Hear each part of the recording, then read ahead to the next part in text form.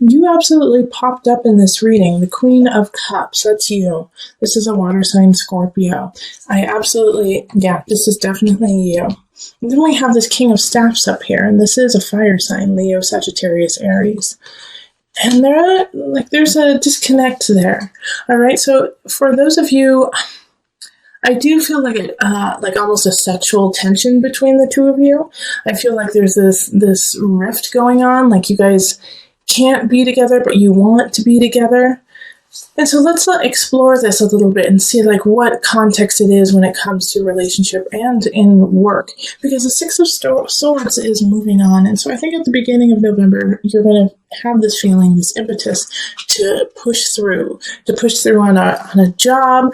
But also I feel like some of you guys just feel like you need to move on with people in your lives and let go of some people. We have the Two of Cups in reverse.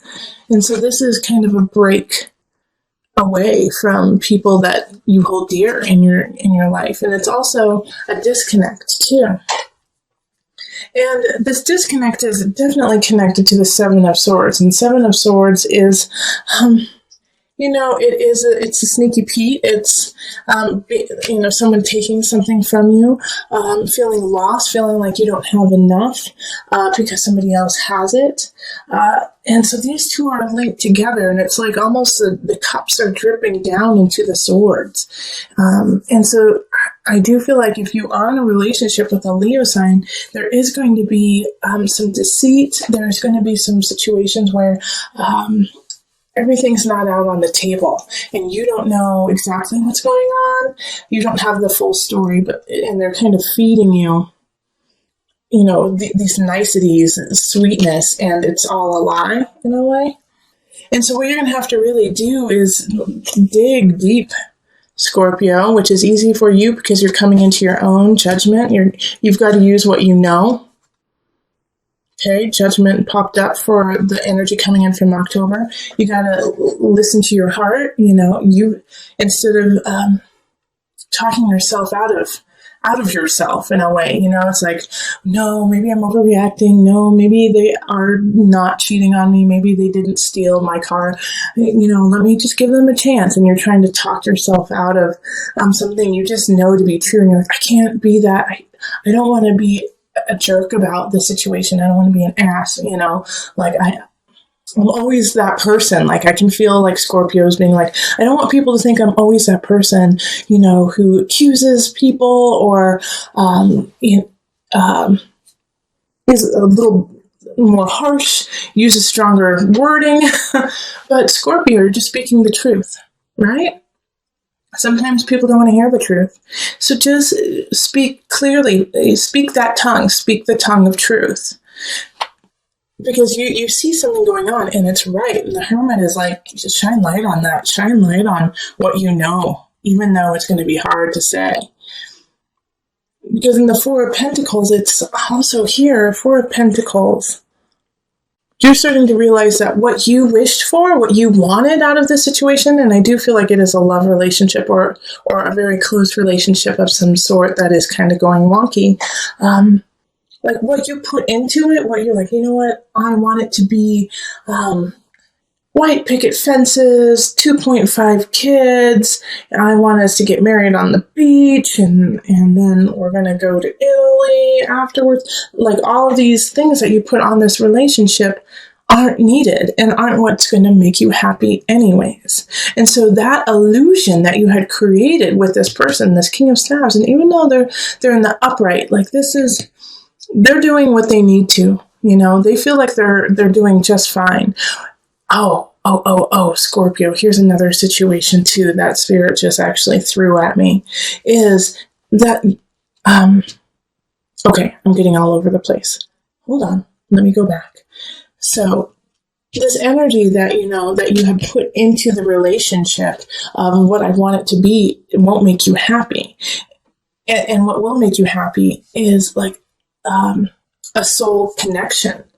And here's the thing about this King of Staves right there, is that they're in the upright, like I was just saying, they're in the upright, so they're doing really, really well. And maybe they have done some things that are awry. made some choices that aren't in your best interest, but are in their best interest. And so that's conflicting.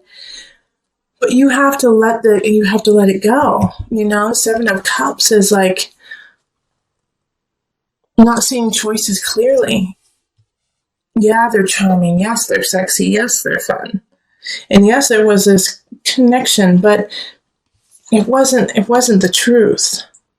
But here's another spin on all this, okay?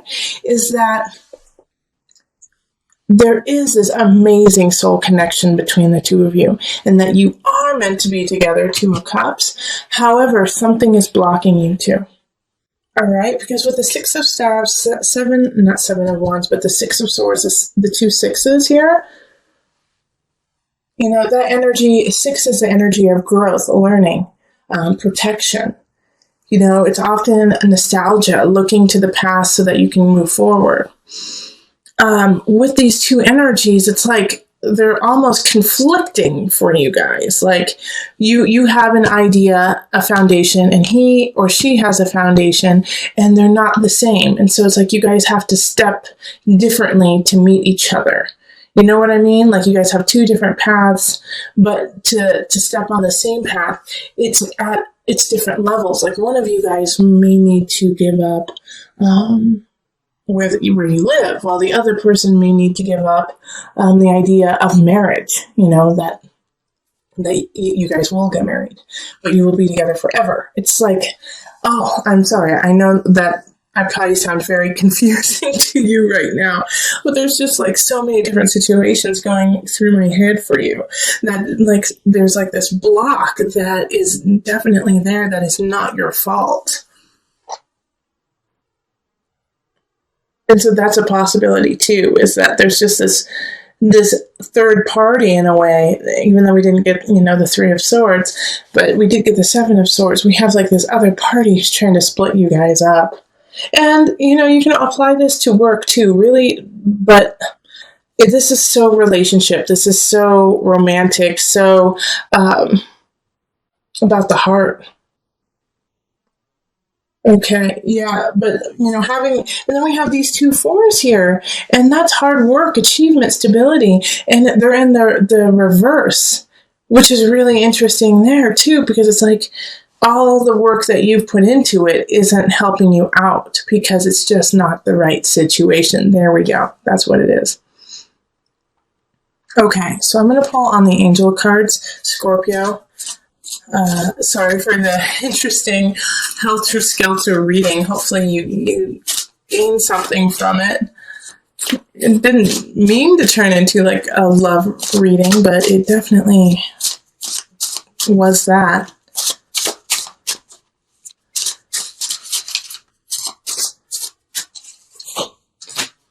Okay, River, Surrender. Another sign got this. I'm not sure which one, but another sign did get this. Surrender.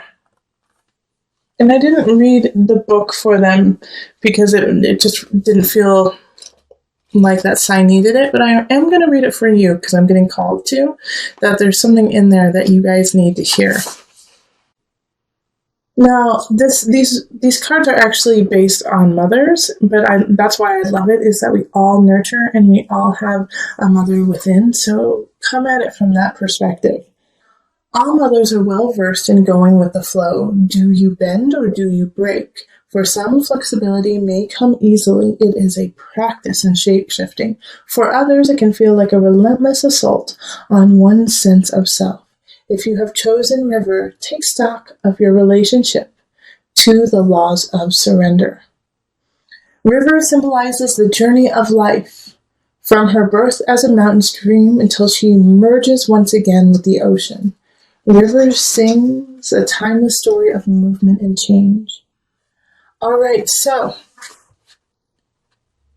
I'm going to read just a little blurb, another thing. River's wisdom says to follow the path of least resistance. She flows over rocks and around mountains. She takes the shape of each new landscape she enters, but over time, she also shapes the land. Okay, so that's so... Okay, yeah. Six of Swords is like, let's move on, Scorpio. This relationship is stagnant and you are no longer growing and perpetuating yourself in it. So step back, find your light, understand that there are other energies that you don't know the whole truth about, which are actually not working in your favor. And so you have to gleam the light on that, hermit, go into the details, show the light in the dark, to figure out what steps you need to take next, because what you have been working on is not working. So go with the flow, see what happens, and then from there, let your heart shine and guide you down the river. So with the 5 of chalices here, it's, time to let go of what has already happened, that you can't change the past. You can't change the immediate past. You have to step up to it and own your situation, own your space in the situation. 5 of chalices is saying stop looking at the negative aspects of something going awry, of losing something, but realize what you have remaining and what you have to work with, and that you have plenty to work with. So make sure that you lament and you mourn the loss of something, absolutely. But then you turn around and you see what you have left and fill yourself with gratitude. Because we do have arguments happening that second half of October, the second half of November. All right. So 5 of Wands is talking of fights within relationship, fights within family. For us in the States, this is the energy of Thanksgiving, like meeting with your family. Maybe your family has completely different political views than you do, and you guys start to kind of pick at each other, and it turns into like a full-blown argument, fight before the turkey has even hit the table. So make sure that, you are taking stock of where you are before actually starting that fight, picking that fight with somebody else, and just start to, really think about, will I really regret this tomorrow if I pick this fight with somebody I love? Will I turn into the 5 of chalices and go, oh gosh, why did I do that yesterday? When I love this person and it's not even worth fighting over, Or it could be the opposite too. It could be, oh my gosh, why didn't I stand up for myself? Why didn't I, say, gosh, what you're saying is totally wrong and I don't appreciate it and I find it disrespectful. Why didn't I say that? So the 5 of Wands is like, pick your battles, choose your battles wisely, because all the battles that you are about to have a meaning and will affect you in the future, and will affect how the other person deals with fights and arguments with you in the future. So pick them wisely. And we have the King of Wands popping up, and they popped up in your November reading too. And this is, a Leo, Sagittarius, Aries. They're still here. And so the connection, though, this is with work. So, go back to the November reading after watching this, because I'm going to add on to it right now. The King of Wands energy, like I was saying in the November reading, often has that feeling of relationship for you, has a feeling of love with you. And I think it has to do with somebody from work, now that it's coming up in, career work area, that this is somebody that you meet through work, or somebody that you are going to grow your work with. All right. So this is a very important person in your life, especially since they popped up twice now. Okay. So in the November reading and then again now. So this fire sign has a lot of potential to create a future with you. And the reason why I say that is the 9 of chalices right next to it. This is abundance, this is happiness, and this is in the sign of abundance, Scorpio. So 9 of chalices is feeling really content and happy with how things are in some regards, and with abundance, it could be, financial abundance, it could be emotional abundance, it could be your personal abundance, how you feel about yourself. But there's some aspects in your life that are going really, really well, and it doesn't come without all the work you have already put into it. And the King of Wands sees that. And I think this is why these fights are so frustrating to you when it comes to family and when it comes to relationship in some regards.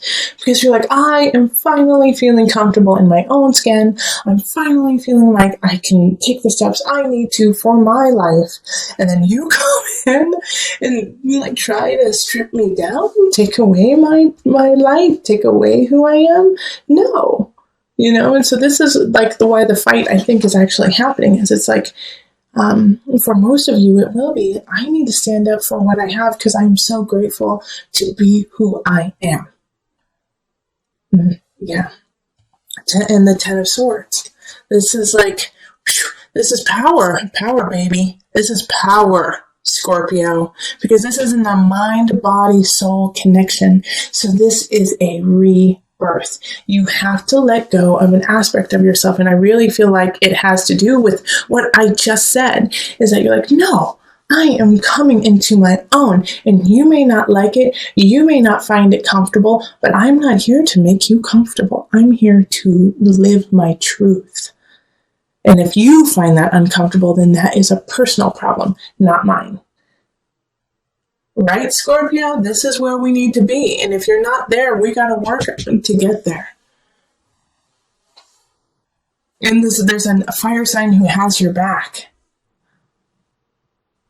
Yeah, Ten of Swords is powerful in mind, body, soul connection. You're releasing some of your own self-doubts, your own worries, so you can come up into your light, shining brightly. That is so awesome. I am going to put a little disclaimer with this because it is the Ten of Swords. Change and growth, they call it growing pains for a reason. So don't back down if you start to get those growing pains, okay? You're just growing. So we're going to call on the angel deck for some added guidance. You are profoundly clairvoyant. Trust what you see in your mind's eye as well as your physical sight, for your spiritual vision helps you with healing, teaching, and guidance. All right. Power, baby. Ten of Swords. You are profoundly clairvoyant. Letting go, rising from the ashes, stronger, better than ever. Listen to your intuition. Listen to your heart, and the body will follow.